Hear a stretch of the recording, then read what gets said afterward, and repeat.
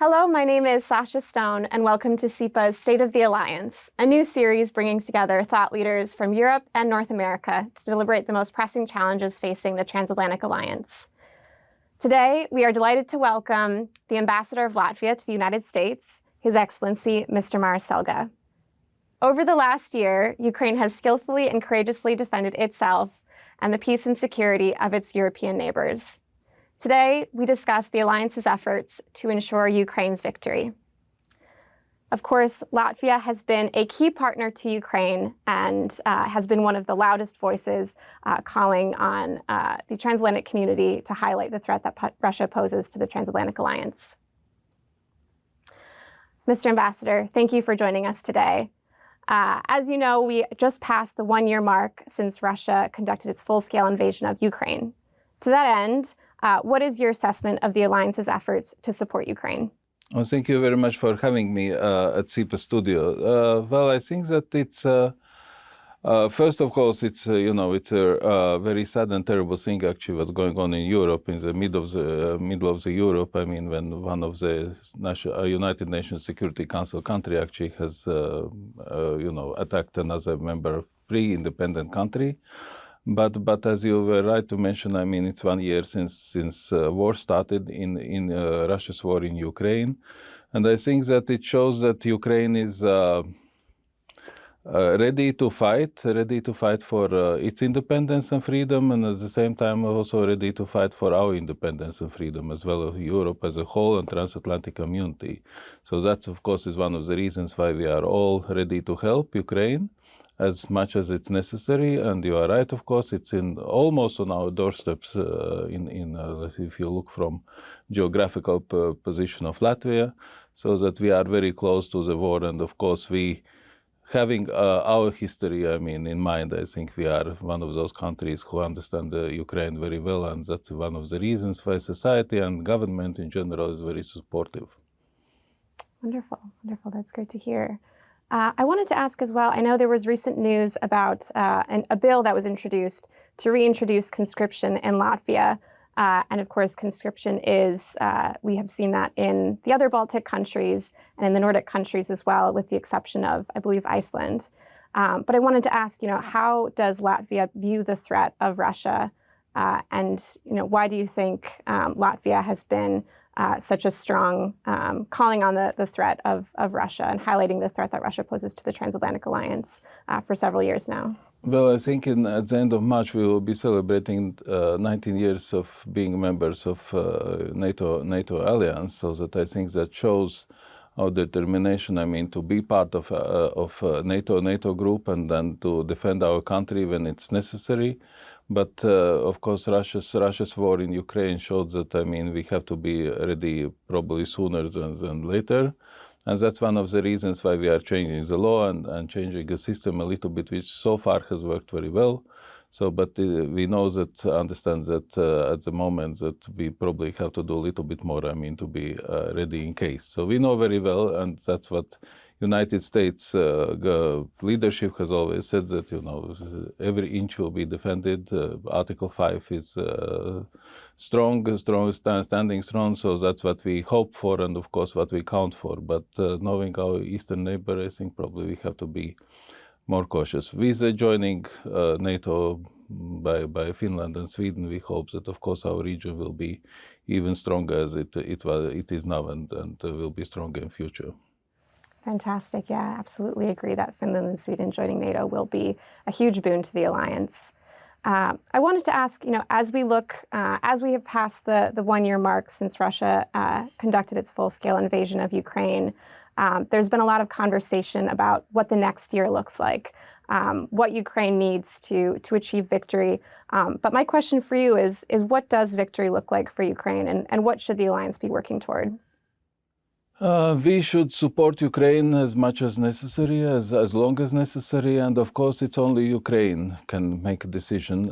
As your president of the United States is saying, nothing about Ukraine without Ukraine, and I think that's our position as well. Of course, sooner or later, I mean, Ukraine will will have to make a decision as to what they are doing, I mean, in the future, but it's only up to them, I mean, so I think we can only now applaud, I mean, the brave Ukrainian nation which is ready to stand against aggressors, so that's the moment we have to support them as much we can. I mean, that goes both for NATO, for a bilateral assistance. You mentioned that we are one of the front runners for giving support to Ukraine. It's over 1% of our GDP of Latvia in military assistance only. So that's and the same we can say also about the European Union, which is giving assistance around $73 billion US. So that's, you know, it's a huge amount. And the same is doing United States of America. So that I think that we have to support Ukraine, and Ukraine has to make a decision how they see, I mean, the end of the war in future. Certainly, definitely agree that Ukraine needs to decide what needs to be the one making these decisions. I wanted to ask as well, you know, looking at Transatlantic Alliance and the Transatlantic Alliance's support for Ukraine, we've noticed over the last year rising energy prices, inflation. I was just reading a report this morning that there is inflation in Latvia, and it's some of the highest in Europe. But I wanted to ask you, what do you see as most important to maintain transatlantic resilience within the alliance to ensure that the alliance continues to provide Ukraine with the support it needs to achieve victory? Well, of course, it's not easy. It's not easy not only for Latvia or neighboring countries, Lithuania, Estonia, and Poland. I mean, prices are rising prices for gas, rising prices for electricity.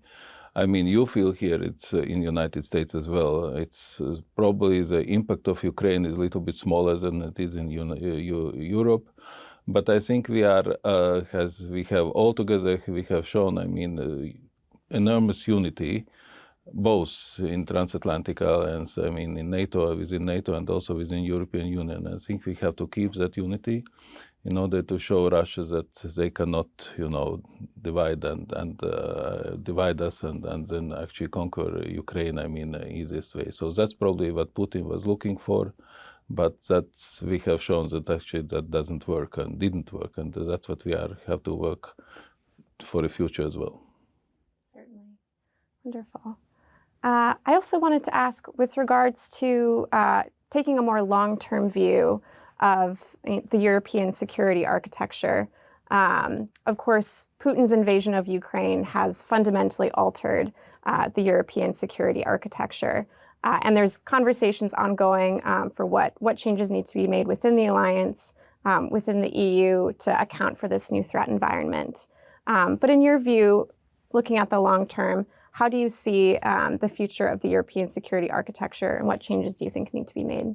Well, it's always a question, actually, what is the long term? Is it, if you look looking from the war perspective, it's probably 3-5 years. So, but it's when Russia will be ready again, I mean, probably ready again to attack, I mean, somebody else. Well, I think we all would be very satisfied and very happy to have a fantastic neighbor in the East, with whom we can trade, with whom we can cooperate, because we have a common border with Russia. So I think we would be very happy to have a cross-border cooperation as we have had before, but we have to take into account this aggression. So I think that probably we don't have to change anything on our side. So at least if you look from Latvia's perspective, NATO is our cornerstone regarding security.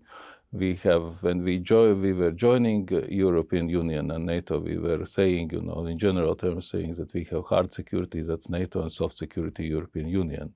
Of course, it's mixed a little bit now, so that it's not only soft security of the European Union. European Union has also political power as well.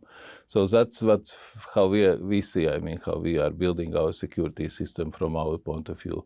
What will happen in Russia, I mean, that's up to Russian people, of course. I mean, let's hope that they will make a correct decision in the future. At the moment, I think it's very hard to predict, actually, so we don't have the crystal ball, I mean, to predict actually what will happen in Russia this year or next year. Certainly, I think that's one of the key questions is what is the future of Russia, and how is that going to affect the transatlantic security environment? And I agree, it's a big question with no easy answer. Before we wrap up our conversation today, I wanted to just ask one additional question which is what additional support do you think Ukraine needs in the coming months and years, and what should the Transatlantic Alliance be doing now to provide that support? Well, I think that we are all doing as much as we can. You know very well what United States are doing. The support which we are giving, not only in the military field, I think we have to start to think together with, and that's what Latvia is also doing, together with our Ukrainian friends. We are thinking about rebuilding Ukraine. So we have some regions in Ukraine where we are already sending help, and assistance, which is not directly military, but which is probably more building assistance. We are all working together, to rebuild energy sector, so that it's, that's what we are, what we have to look, in the future. So to look, to make and to help Ukrainians to make the country prosperous again in the future.